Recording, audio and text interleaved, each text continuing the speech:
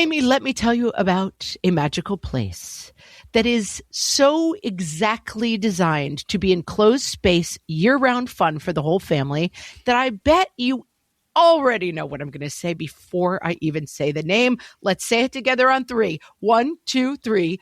Great Wolf Lodge. You got it, Amy. My kids loved Great Wolf Lodge when we went. You probably already know that it has a huge indoor water park with a wave pool, lazy river, a bunch of massive water slides. But then your pack can hit the other attractions because wait, there's more. Great Wolf Lodge has adventure-packed attractions like Magi Quest, a live-action game kids can play throughout the lodge, plus the Northern Lights Arcade. Spent some quality time there, so your kid who loves the lazy river and your kid who loves fantasy games will both have a great time. Great Wolf Lodge also offers great dining options and complimentary daily events like nightly dance parties, all under one roof. Unpack the car once and you're settled in to have fun. And with 22 lodges across the country, you're always a short drive away from adventure.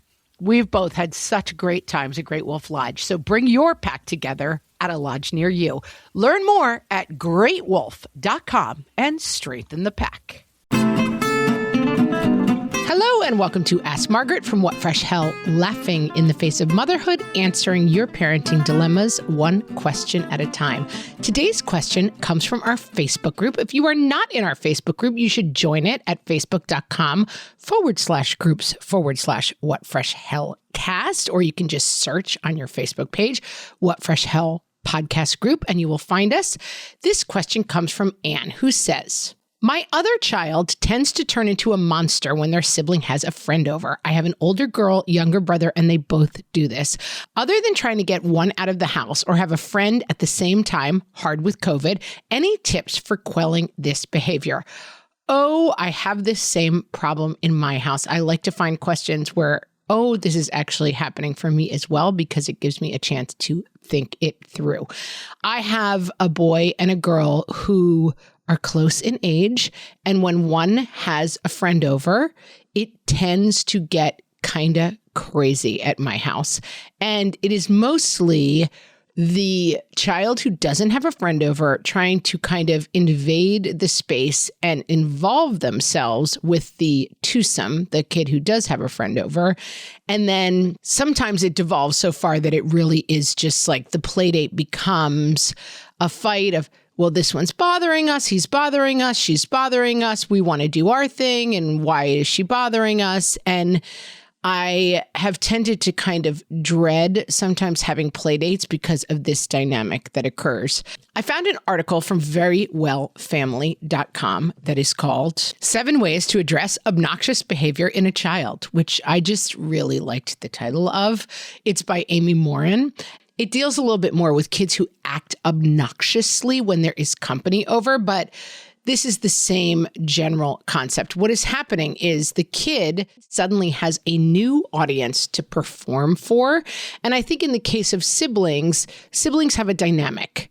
And that dynamic gets shifted when another kid, a friend of one sibling, is added to the mix. And so then the dynamics become A, having this audience, B, some competition, C, some feeling out the new dynamic of having someone else in your sibling's orbit, and then also sort of sometimes the friend and your child will sort of turn on the other sibling as, oh, they're so obnoxious, and then your kid will be saying, yes, it's my brother, he's always this obnoxious, and they're kind of working out a dynamic between the three of them.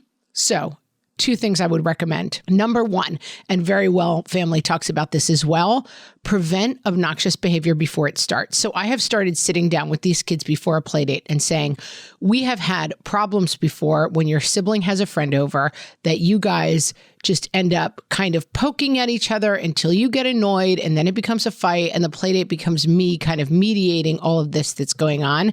And I don't want to do this today. If you guys want to all play together, that is fine. But the first time it devolves into a problem, I am going to separate you for the rest of the play date.